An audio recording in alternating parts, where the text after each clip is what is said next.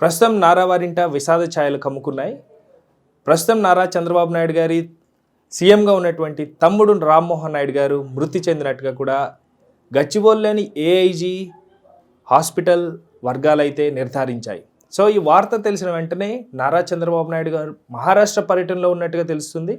అయితే ఆయన ఆంధ్రాకి బయలుదేరారన్నట్టుగా కూడా తెలిసిన తర్వాత సడన్గా మార్గం మధ్యంలో ఈ వార్త విని ఆయన హుటాహుటిగా ఈరోజు సాయంకాలం 4 గంటలకి గచ్చిబౌలిలోని ఏఐజీ హాస్పిటల్కి వస్తారంటూ కూడా సమాచారం ఉంది. ఇదిలా ఉంటే ఇప్పటికే చిన్నాన్న అయినటువంటి రామ్మోహన్ నాయుడు గారిని చూడడానికి ప్రస్తుతం ముఖ్యమంత్రి గారి కుమారుడు నారా లోకేష్ గారు ఆల్రెడీ విజయవాడ నుంచి గచ్చిబౌలి రావడం కూడా జరిగింది. అయితే ఇటు సినీ వర్గాల నుంచి అలాగే రాజకీయ వర్గాల నుంచి కూడా అందరూ ఏఐజీ హాస్పిటల్కి చేరుకుంటున్న దృశ్యాలు అయితే మీరు చూడొచ్చు. అయితే ఆయన 1952వ సంవత్సరంలో జన్మించినట్టుగా తెలుస్తోంది. అలాగే 1994వ సంవత్సరంలో చంద్రగిరి నియోజకవర్గానికి ఎమ్మెల్యేగా పనిచేసిన అనుభవం కూడా ఉంది.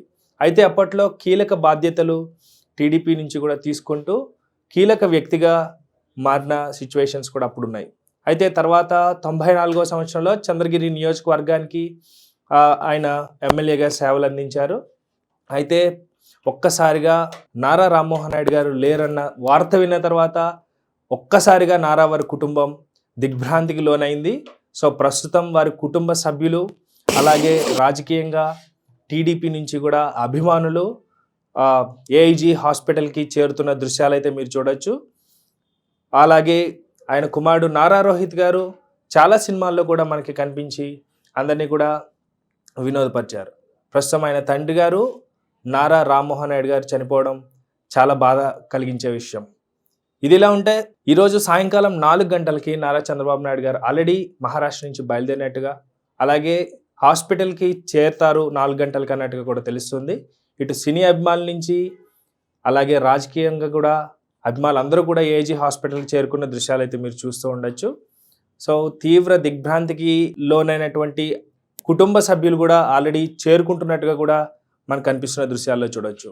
సో ఇదిలా ఉంటాయి ప్రస్తుతం అక్కడ ఏఐజీ హాస్పిటల్ దగ్గర జరుగుతున్నటువంటి పరిస్థితుల్ని మన రిపోర్టర్ తేజని అడిగి తెలుసుకునే ప్రయత్నం చేద్దాం. తేజ నమస్తే. నమస్తే నవీన్. అయితే ఆంధ్రప్రదేశ్లో నారా చంద్రబాబు నాయుడు గారి తమ్ముడు నారా రామ్మోహన్ నాయుడు గారు ఈరోజు మార్నింగ్ గుండెపోటుతో మృతి చెందినట్టుగా కూడా మనకు తెలుస్తుంది. సో అక్కడ ఏఐజీ హాస్పిటల్ దగ్గర పరిస్థితి ఏంటి? అంటే ఎప్పటికైనా మృతి అయితే చెందారు. సో మొత్తం టీడీపీ ఇంకా ఒక తీవ్ర విషాదం అని చెప్పుకోవాలి. ముఖ్యంగా చంద్రబాబు నాయుడు గారు కంట నీరు కూడా పెట్టారని కూడా చెప్తున్నారు. ఎందుకంటే చిన్నప్పటి నుంచి కూడా వాళ్ళిద్దరు కూడా ఎంతో కలిసిమెలిసి ఉండేవారు.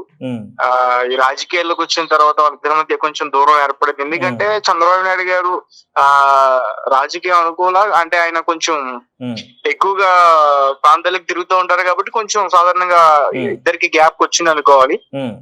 అంటే ఒక ఇద్దరికి మధ్యలో విభేదాలు కూడా తలెత్తాయి ఒకనొక టైంలో రాజకీయాలకు సంబంధించి అని చెప్తున్నారు. అవి ఎంతవరకు వాస్తవాలు అనేది కూడా తెలియదు.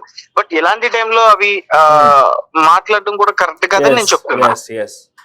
అంటే రాజకీయానికి సంబంధించి ఎన్ని విభేదాలైనా ఉండొచ్చు. బట్ ఇక్కడ ఏంటంటే ఒక ఇంటి వాళ్ళు చనిపోయారు.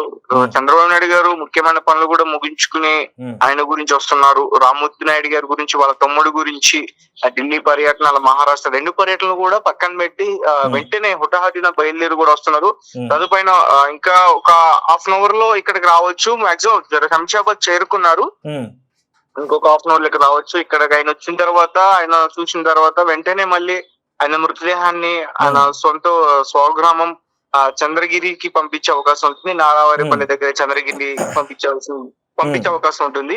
అండ్ నారా రోహిత్ గారికి నా తండ్రి గారు, మనకు రోహిత్ గారు తెలుసు, ఆయన సినిమాల్లో నటిస్తున్నారు.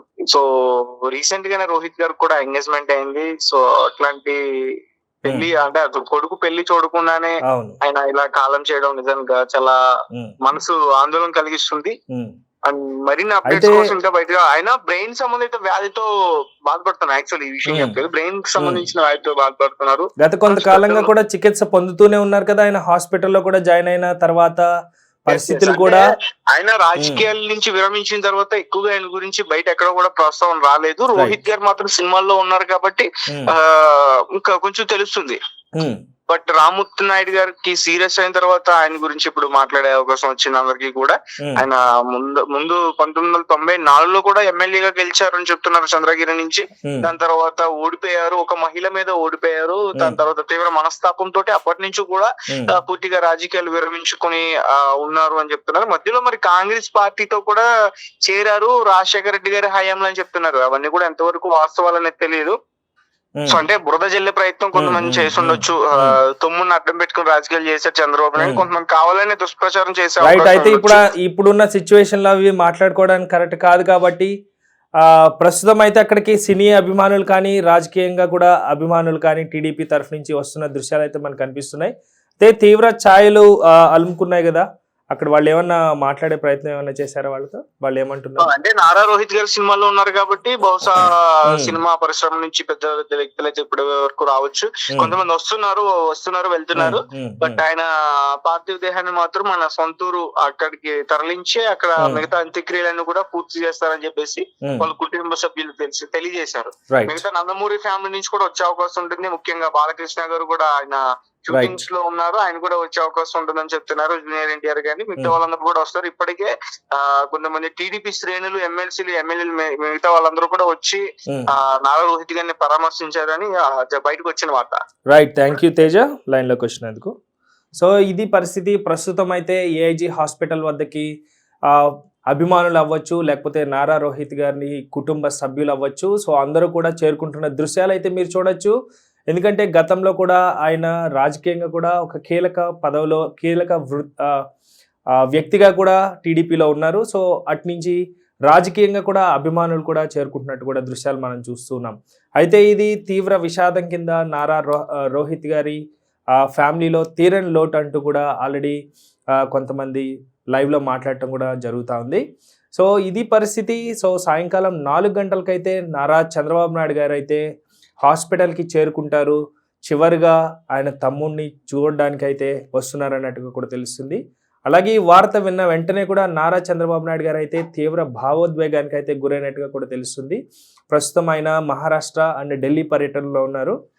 ఆయన తిరిగి వస్తూ ఉండగా మార్గ మధ్యంలో ఈ వార్త తెలిసినట్టుగా ఆయన తీవ్ర దిగ్భ్రాంతి వ్యక్తం చేసినట్టుగా కూడా తెలుస్తుంది. ఆయన ఒకంట కన్నీరు కూడా పెట్టుకున్నట్టుగా కూడా తెలుస్తుంది. అలాగే ఆల్రెడీ నారా లోకేష్ గారు ప్రస్తుతం మినిస్టర్గా ఆంధ్రప్రదేశ్లో కొనసాగుతున్నారు. సో ఆయన కూడా అసెంబ్లీ సమావేశాన్ని దృష్టిలో పెట్టుకుని అసెంబ్లీ దగ్గర ఉన్నారు. అయితే ఆయన ఈ వార్త తెలిసిన వెంటనే ఆయన కూడా గచ్చిబౌలిలోని ఏఐజీ హాస్పిటల్కి చేరుకున్నట్టుగా తెలుస్తున్న సమాచారం. అలాగే వందలాదిగా కూడా ఫ్యాన్స్ అయితే అవ్వచ్చు, లేకపోతే రాజకీయంగా అభిమానులు అవ్వచ్చు, అలాగే బాలకృష్ణ గారు లేకపోతే బాలకృష్ణ గారి ఫ్యామిలీ కూడా వచ్చే ఛాన్స్ కూడా ఉంది. సో నందమూరి ఫ్యామిలీ కూడా పరామర్శించడానికి బయలుదేరుతున్నట్టుగా లేకపోతే వస్తున్నట్టుగా కూడా మనకి వినిపిస్తున్నాయి. అయితే అంత్యక్రియలు మాత్రం ఆంధ్రప్రదేశ్లోని నారావారిపల్లిలో జరుగుతాయన్నట్టుగా కూడా మనకు తెలుస్తూ ఉంది. ఆయన ఆత్మకి శాంతి చేకూరాలని 100 టీవీ తరఫున కూడా కోరుకుంటాం. So more updates, stay tune to 100 TV.